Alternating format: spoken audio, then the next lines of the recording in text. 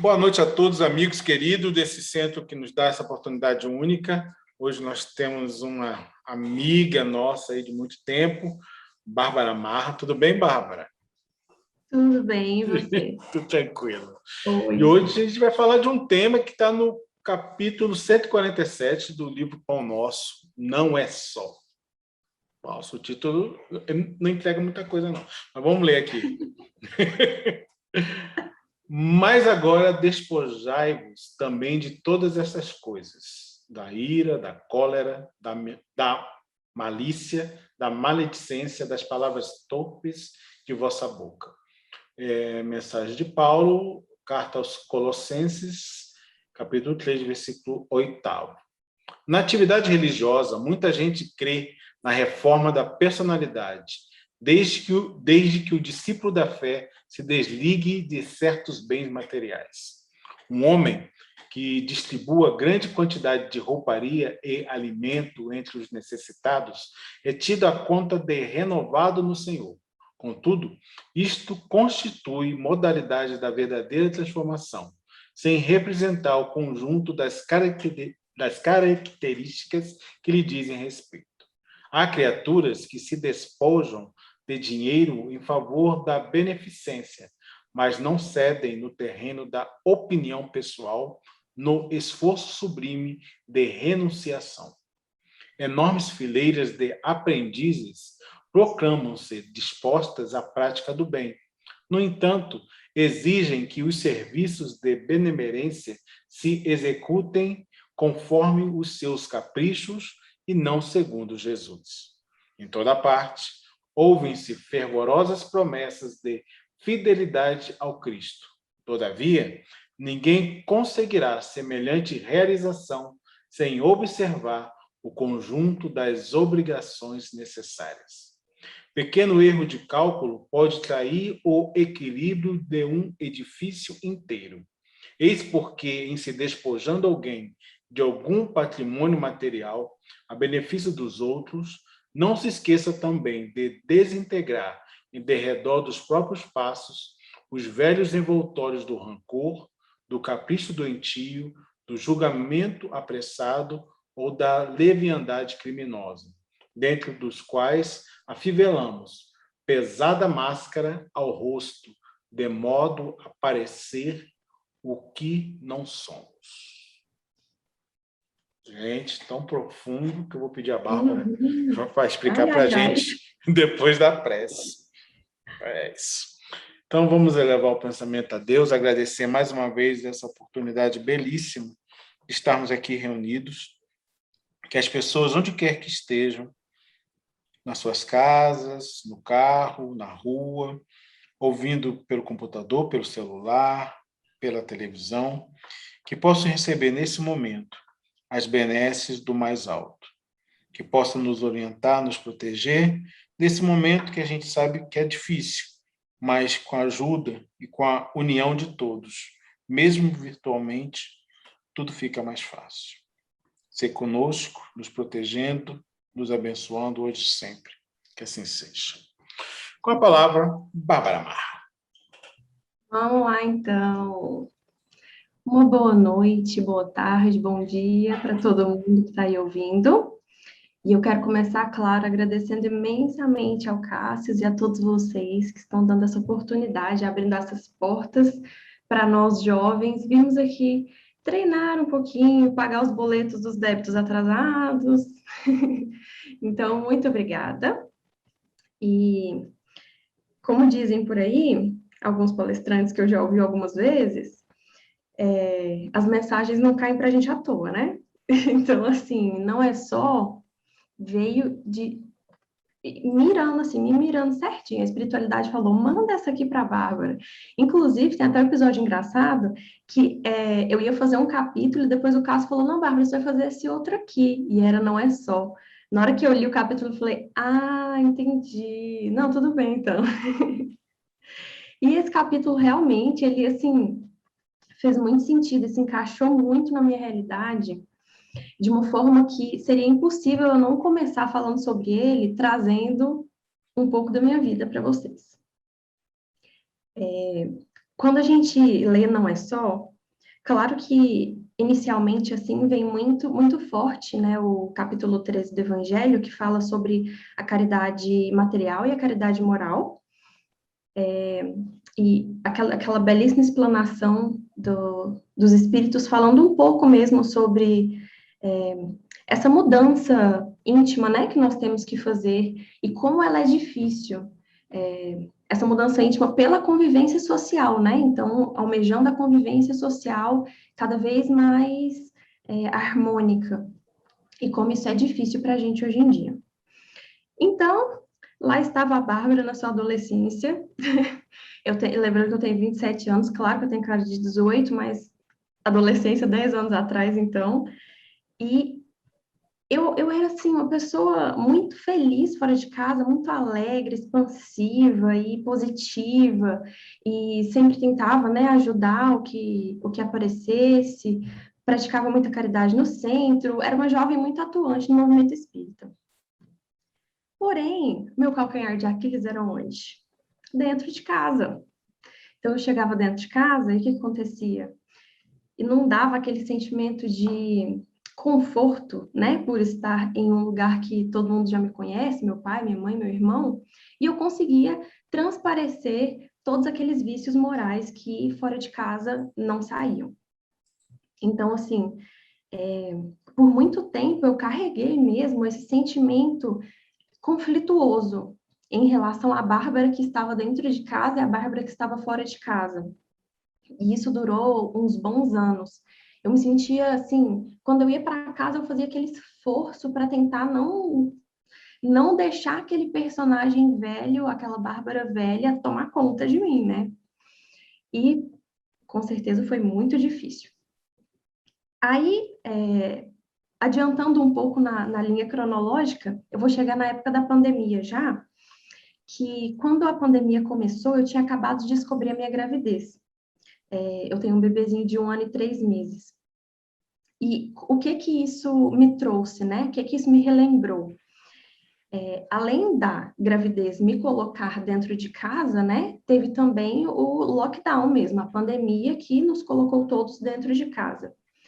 Então, isso trouxe para mim, hormonalmente e espiritualmente, toda aquela carga da Bárbara velha que veio assim e me inundou de uma vez. Então, eu estava ali dentro de casa, contato 24 horas todos os dias da semana, com os meus pais, com meu irmão, com meu marido. E fora já aquela sobrecarga hormonal mesmo da gravidez, né? E aí eu percebi que aquela Bárbara que estava lá do lado de fora, né? Toda alegre, feliz, espontânea, nananã, ela não estava conseguindo vencer. Porque dentro de casa que as minhas dificuldades começaram a aparecer. E foi um processo muito longo, esse de incômodo, sabe? Com aquela personalidade que eu me deparei ali. Que se era difícil para mim viver com ela, imagina para quem estava do meu lado. E foi exatamente nesse ponto específico, muito dolorido ainda naquele tempo, que esse texto me relembrou. Então, toda essa questão que eles falam da cólera, da ira, das palavras torpes, enfim, né? Aquelas alfinetadas que a gente geralmente solta dentro de casa por se sentir no conforto do lar mesmo, elas me lembraram daquela Bárbara velha, que até hoje ainda toma seu lugar de vez em quando, mas que com a ajuda de terapia, espiritismo e muito esforço, ela cada vez mais tem sentido dificuldade de tomar as rédeas mesmo dos momentos da minha vida, né?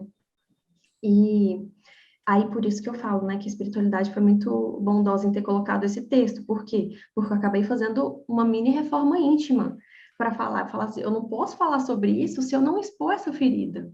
Por quê? Porque é exatamente essa ferida que vai me fazer trazer algo hoje que de alguma forma tenha significado. Por quê? Quando eu comecei a fazer terapia, comecei a avaliar exatamente o que estava acontecendo comigo, isso ficou muito evidente, essa dificuldade de suprimir e, de certa forma, controlar esses impulsos mesmo viciosos que a gente traz, espiritualmente falando agora. Então, assim, Essa realidade toda, todo esse confronto entre o homem velho e o homem novo, como a gente já viu tantas vezes dentro do Espiritismo, ele realmente é um dos pontos mais difíceis na minha concepção para ser trabalhado dentro de casa. E quando a gente para pensar assim, que esse confronto, no fim das contas, ele é para o bem dos nossos próximos, as coisas começam a tomar uma outra dimensão. Então, antes, quando eu era um pouco mais jovem, eu confrontava essas duas Bárbaras, pensando que a Bárbara nova tinha que ganhar, simplesmente e puramente para minha evolução espiritual. Mas a partir do momento que eu percebi que eu não gostaria que o meu marido tivesse uma esposa dessa forma, eu não gostaria que o meu filho tivesse uma mãe dessa forma, que eu não gostaria que minha mãe tivesse uma filha dessa forma, começou a ficar um pouco mais objetivo, um pouco mais claro na minha mente onde eu queria chegar. E foi dessa forma que o trabalho começou a ser feito. Ainda estou no comecinho do trabalho, vamos dizer assim, 1,5%, para ser bondosa. Mas claro que já é um avanço, já é um passo à frente do outro. E é exatamente com essa sensação, com esse sentimento de que eu estou fazendo isso pelos meus próximos, que eu amo imensamente, que a gente consegue se mover. Quando falam, né, que a nossa família é o nosso cadinho espiritual, é o nosso cadinho de evolução, e realmente é um baita de um cadinho, né? Porque você vai pensar, tá, aquilo ali, tá todo mundo junto ali, e misturado, todo mundo nesse conflito do homem velho e do homem novo, e tentando se acertar dentro de um lar, nossa senhora, quanto trabalho que a gente acaba tendo ali dentro. E graças a Deus que nós temos a oportunidade maravilhosa de termos uma família. Essa oportunidade de bondade mesmo de Deus, de nos permitir ter um mini laboratório para a gente treinar e para a gente conseguir se expressar da melhor forma possível, para a gente conseguir passar por todos esses caminhos que a gente planeja. Então, né, eu quero ser mais paciente. A gente treina em casa, claro que a gente treina fora de casa também, mas na pandemia a gente percebeu que dentro de casa que é o primordial. Dentro de casa é onde a gente está a maior parte do tempo, então onde a gente está treinando o tempo todo. Quando eu levanto de manhã, que o meu filho me acorda, então ele acorda às 5 horas da manhã.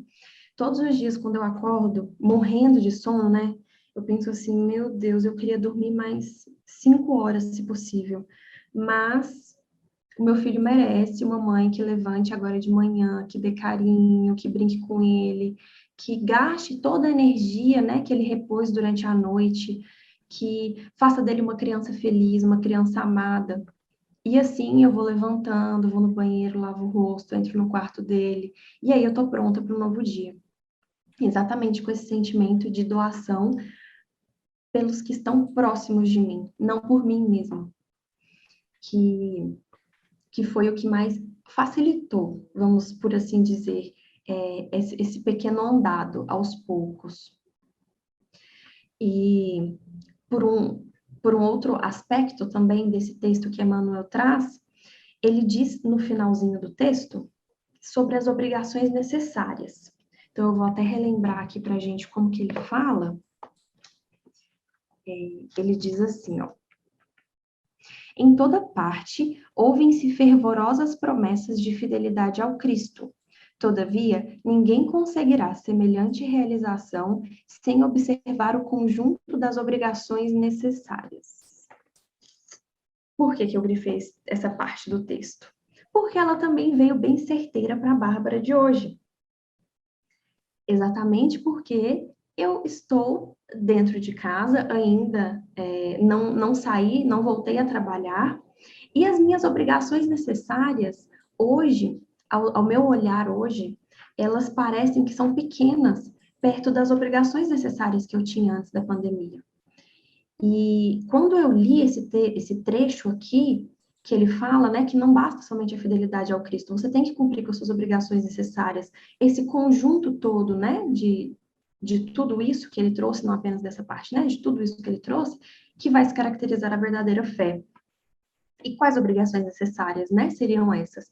As minhas obrigações necessárias hoje, elas se restringem ou se limitam a um pequeno campo de ação, que é o campo de ação da minha família, que é o meu marido e o meu filho, né? Que eu estou em contato o tempo todo. Mas, por outro lado, esse campo de ação, ele vai se expandir quando o meu marido sair de casa, quando o meu filho sair de casa e ter contato com outras pessoas.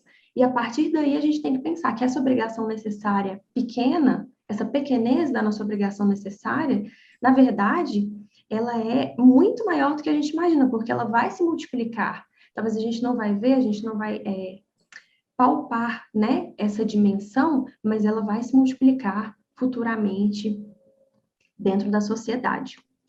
Então, a nossa pequena sociedade, né, a nossa obrigação necessária. Hoje, essa é a minha obrigação necessária. Claro que diversas realidades, né, vão ter suas pequenas obrigações necessárias, mas quando a gente pensa que a obrigação necessária é algo muito pequeno, algo muito ínfimo e muito, de certa forma, aquele sentimento de inutilidade, né, de estar ali lavando uma louça só, ou de estar simplesmente limpando a casa, dando de mamar para um bebê. Enfim, quando a gente percebe isso com um sentimento de inutilidade, de pequenez muito grande, essas obrigações necessárias não são cumpridas. Porque a gente quer algo maior, a gente quer algo grandioso. E, por outro lado, se a gente não cumpre o pequeno, dificilmente a gente vai cumprir o grande. Quando a gente zela pelo local que a gente se alimenta, a gente zela pelo local que todos os dias o nosso corpo físico descansa, pelo local que os nossos familiares vivem, então a gente compartilha momentos com os nossos familiares, o local que nós educamos os nossos filhos. Essa obrigação necessária de cuidar do nosso pequeno, da nossa pequenez, do nosso lar, na verdade, ela constitui um heroísmo cotidiano mesmo. Então, quando nós vencemos esse cotidiano, nós nos tornamos heróis para vencer lá fora de casa também. E isso me lembra uma frase que eu não sei o autor, mas que diz que Deus não nos quer perfeitos, Ele nos quer tentando.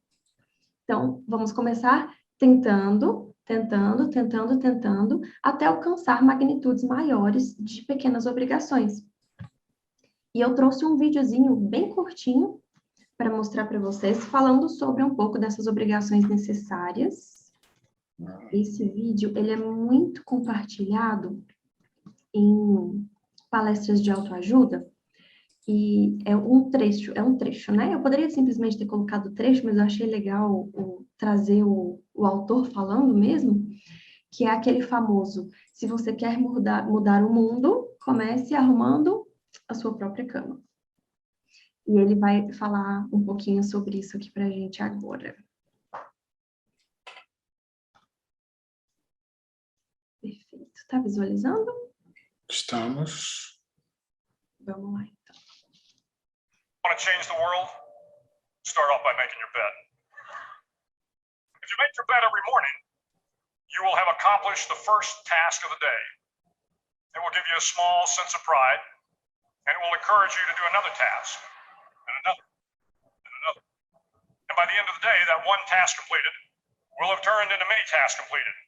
Making your bed will also reinforce the fact that the little things in life matter. If you can't do the little things right, you'll never be able to do the big things right. And if by chance you have a miserable day, you will come home to a bed that is made, that you made.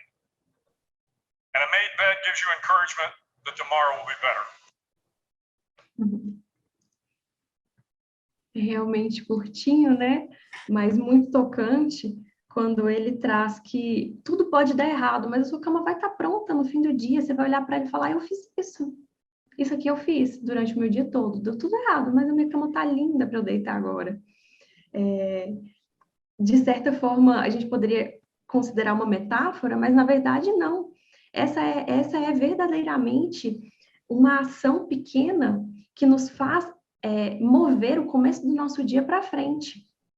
Então, se você se levanta e faz a sua cama, você já deu o primeiro passo. Por mais que você não dê mais passos, o primeiro foi dado, então você foi para frente de alguma forma.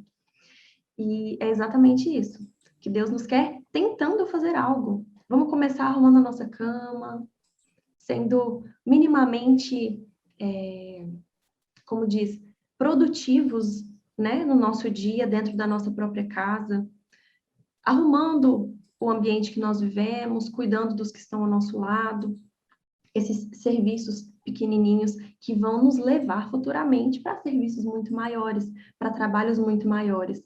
Porque, com certeza, a espiritualidade vai olhar e falar, não, as obrigações necessárias dessa pessoa são muito bem cumpridas. Vamos dar mais obrigações para ela, para que se tornem outras obrigações maiores também necessárias na vida dessa pessoa.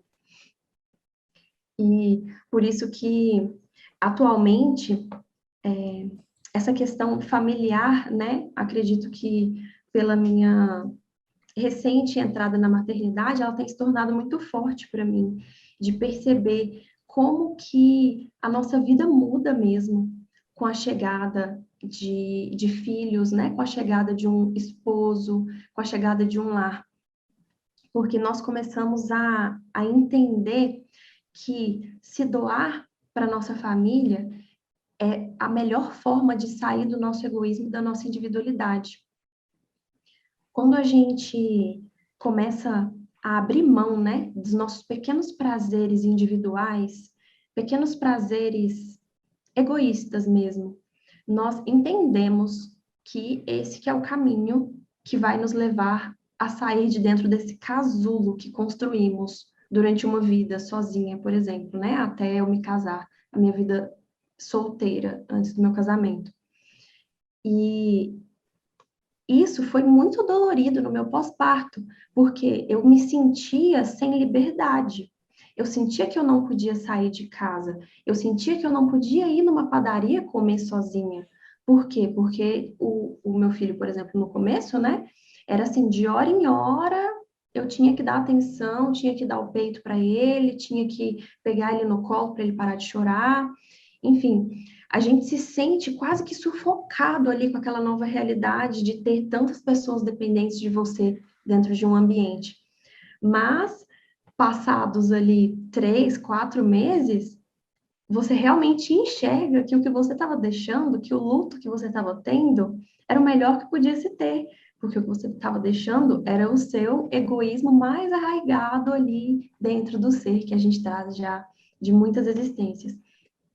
E eu digo que a bondade de Deus foi infinita em ter me mandado essa criança maravilhosa, essa alma maravilhosa, para eu conseguir sair de mim mesma e enxergar muito além do que aquela caridade simples que hoje eu vejo, né? Que era simples, que eu fazia antes. Então, levar o sopão, até o trabalho da Fraternidade Sem Fronteiras, que eu tive a oportunidade de participar em uma caravana, aquilo tudo para mim hoje é tão pequeno para os meus olhos hoje, né? Eu enxergo que eu tenho doado, eu tenho sangrado mesmo muito mais, tem doído em mim mudar muito mais agora dentro de casa do que quando eu vivia fora de casa fazendo inúmeros trabalhos assistenciais.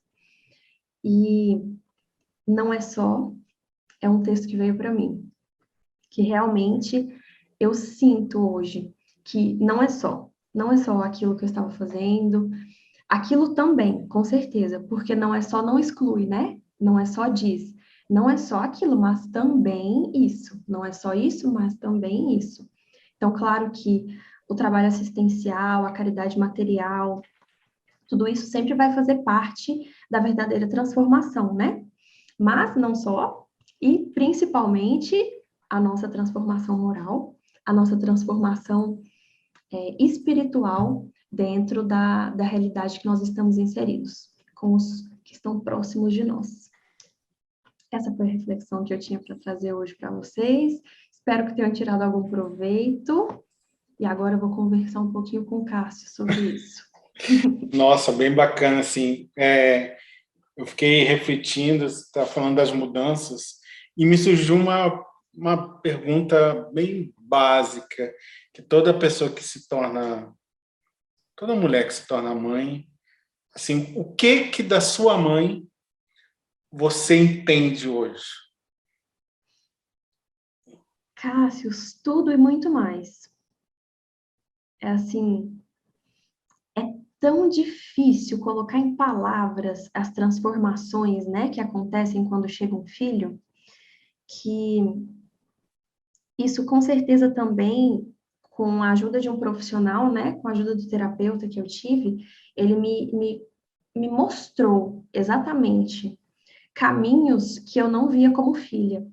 Então, ele me mostrou, ele me fazia enxergar, né, de certa forma, uma mãe de 25 anos, que era minha mãe, e um pai de 25 anos, que tinham acabado de sair da casa dos seus pais, que foram morar em uma outra cidade, porque o meu pai foi chamado pelo exército para trabalhar em Cristalina, né, na época. Então, assim, uma cidade pequena, que eles não conheciam ninguém, chegaram com um bebê recém-nascido.